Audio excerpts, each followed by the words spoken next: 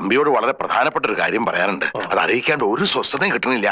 Trump ലോകത്തിന്റെ പ്രസിഡന്റാണ് താൻ എന്നുള്ള മട്ടിലാണ്. പിന്നെ സംഗതി കുഴപ്പത്തിലേക്ക് നീങ്ങിക്കൊണ്ടിരിക്കുക.